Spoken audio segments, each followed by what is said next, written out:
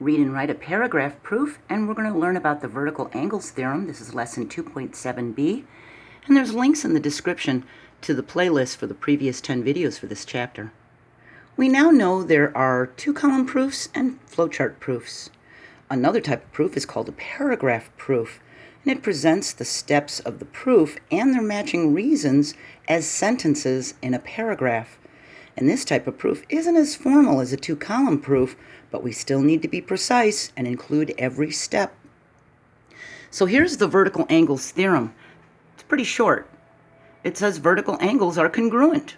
Now the definition of vertical angles is vertical angles are non-adjacent angles. Remember, adjacent means next to each other. So if they're non-adjacent, they're not next to each other, right? So they're non-adjacent angles formed by two intersecting lines, like these two blue lines I have here. And the vertical angles are 1 and 3, and the next set of vertical angles are 2 and 4, and they're congruent according to the theorem. 1 is congruent to 3, and 2 is congruent to 4. We have another theorem. This one doesn't have a name, but you could call it congruent angles are supplementary if you want. If two congruent angles are supplementary, then each angle is a right angle.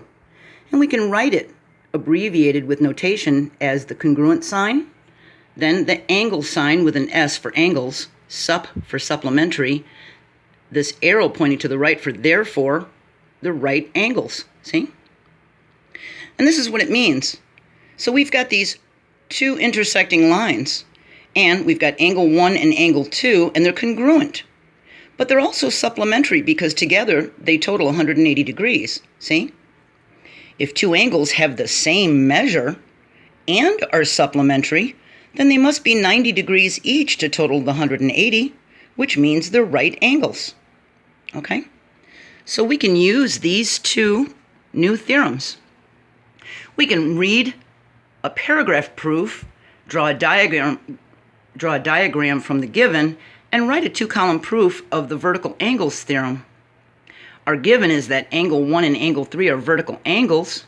We need to prove that angle 1 is congruent to angle 3. So I color-coded this to try to make it a little easier for you. The blue is the given, the green is the proof, the black is the statements, and the red is the reasons, okay? If you look, it doesn't look like there's very many reasons, does there? It says angle 1 and angle 3 are vertical angles. Well, we know that that's given. And it says, so they, the angle 1 and angle 3, are formed by intersecting lines. Well, we know that because that's the definition, that they're formed by two intersecting lines, right? Therefore, angle 1 and angle 2 are a linear pair, and angle 2 and angle 3 are a linear pair. And by the linear pair theorem, now our reason is coming first, and then we've got our statement. Angle 1 and angle 2 are supplementary, and angle 2 and angle 3 are supplementary. Now we have another reason before our statement. So by the congruent segments theorem, angle 1 is congruent to angle 3. We can pull all this information out of here, add our definitions, and have a two-column proof. So I made two intersecting lines for a drawing and put that angle 1 and angle 3 are across from each other as vertical angles. So now we can do our two-column proof. Let me step back a little bit further. So we've got our given, our first statement that's right here, and we write given. And then it says, so they are formed by intersecting lines. So instead of the word they in my two-column proof, I actually put angle 1 and angle 3 instead of the word they are formed by intersecting lines. And the reason for that is the definition of vertical angles. We saw that's the definition right there. So even though it wasn't in the paragraph, I can put that as reason number 2. Then it says, therefore, angle 1 and angle 2 are a linear pair, and angle 2 and angle 3 are a linear pair. So I put angle 1 and angle 2 are a linear pair, and angle 2 and angle 3 are a linear pair. But there's no reason here. It goes right to the reason for the next statement. But that's the definition of a linear pair.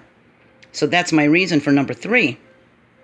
Now, for the fourth one, number 4, it's got the reason first by the linear pair theorem. So I put that here as lin pair THM for theorem. Angle 1 and angle 2 are supplementary, and angle 2 and angle 3 are supplementary. Then, for our fifth one, we've got our reason first. So by the congruent supplements theorem, so I got my congruent sign, sups, THM for theorem, angle 1 is congruent to angle 3. So you're going to have to add some words, and you're going to have to clarify when you do the two-column proof, because it's going to be in a different order, and you're going to have to leave out words like therefore and stuff like that, or put in angle 1 and angle 3 instead of the word they, so that's very clear what you're stating. You're very precise, okay? Now this one's going to be a little easier. We can use a two-column proof to write a paragraph proof of theorem 2.7.3. That was our second theorem here that didn't have a name. It was about the congruent angles are supplementary, so they make right angles. So let's do a two-column proof of that from a paragraph to a paragraph proof, okay? So we have our given, angle 1 and angle 2 are supplementary, and it's also given that angle 1 is congruent to angle 2. We have to prove that angle 1 and angle 2 are right angles. So here's our drawing. We have angle 1 and angle 2. They're congruent. I put my little tick marks to show they're congruent. And here's our given. So they're giving us this two-column proof, and we just have to turn it into a paragraph. I think this is easier than having to do the paragraph to the two-column, because we can just take a statement. We don't have to write given, like I said before, but then we can just make the statement, give the reason, make the statement, give the reason, and we can even put the reason in front if we want to make the paragraph a little fancier, couldn't we?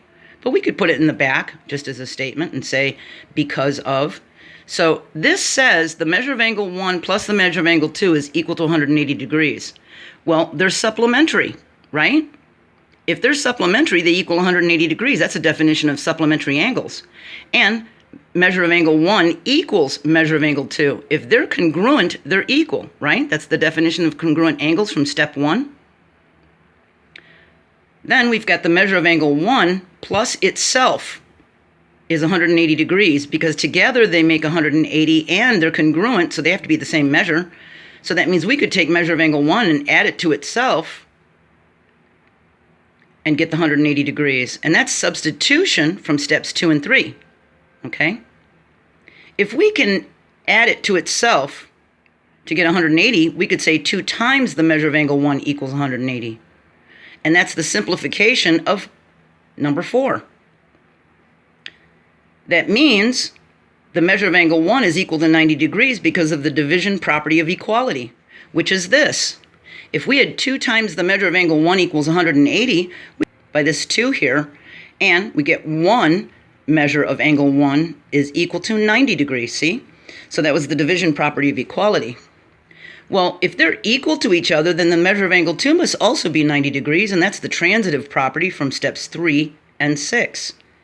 Which brings us to angle 1 and angle 2 are right angles, because that's the definition of a right angle. They're 90 degrees. And we can take each of these and turn it into a paragraph proof. So the blue is the given, the green is the proof, and the black are all the statements, and the red are all the reasons. And it looks like we have a lot of red here because we don't abbreviate the words in a paragraph proof. So there's just a little bit of red here because we've got all these definitions and symbols. We have to spell it all out here. We have to spell the word congruent. We have to spell the word definition and substitution. We have to spell out division property of equality. So we just start with the top. Angle 1 and angle 2 are supplementary. Again, we don't have to write given. So the measure of angle 1 plus the measure of angle 2 equals 180 by the definition of supplementary angles. Definition of supplementary angles. Our next statement is they are also congruent, so their measures are equal. They're congruent, so they're equal. And that's the definition of congruent angles. It's number 3. Oh, by substitution, measure of angle 1 plus measure of angle 1 equals 180 degrees. That's number 4. So measure of angle 1 equals 90 degrees by the division property of equality. So see how we didn't have to do the simplification one? We just went right into that one because it used that step to get there. And because measure of angle 1 equals measure of angle 2, measure of angle 2 equals 90 degrees. So we said because measure of angle 1 equals measure of angle 2, that's from step 3, then measure of angle 2 equals 90 degrees. That's right here, by the transitive property of equality.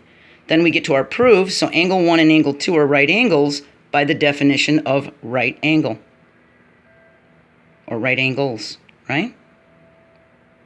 So I think it's easier to turn a 2-column into a paragraph because we can just go back and forth and just pretty much copy it all down, okay? We need to be careful not to leave out reasons or steps when turning a paragraph proof into a 2-column or a 2-column into a paragraph. Here we have a given and a proof. We have given angle 1 is congruent to angle 4. We have to prove that angle 2 is congruent to angle 3.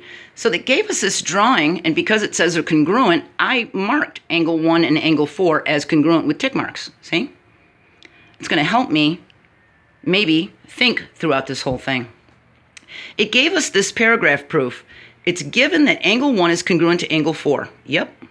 By the vertical angle theorem, angle 1 is congruent to angle 2, and angle 3 is congruent to angle 4. The third statement is, by the transitive property of congruence, angle 2 is congruent to angle 4. And similarly, angle 2 is congruent to angle 3. Now what it means by similarly is it's the same reason, okay? So we can turn this into a 2-column proof. Here's our given. Angle 1 is congruent to angle 4, given.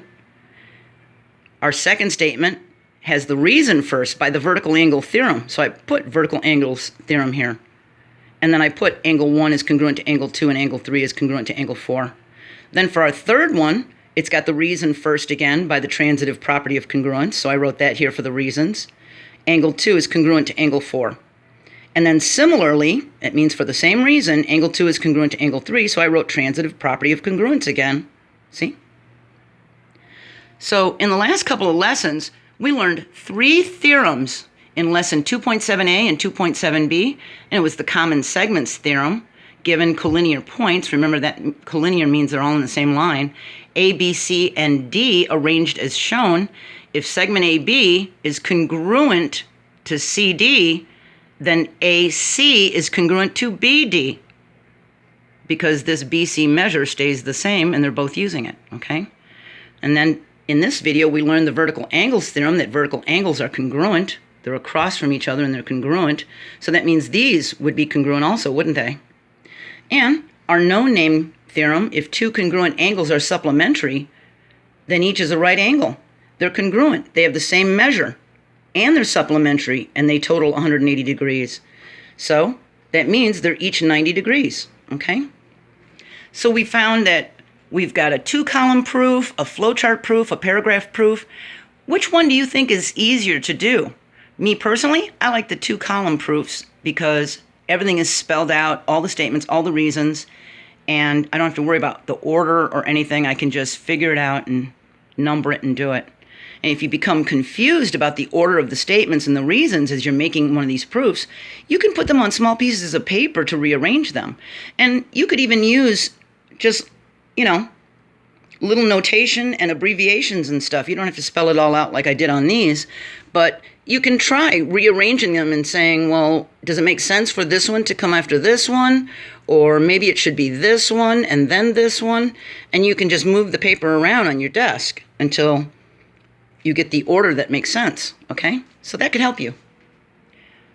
Our next lesson is a little added lesson at the end of 2.7, and it's Intro to Symbolic Logic. And we're going to talk about compound statements and conjunctions, disjunctions, and truth tables. So I'll see you there. All right? Hit the like button if that was helpful, and I'll see you next time. Bye.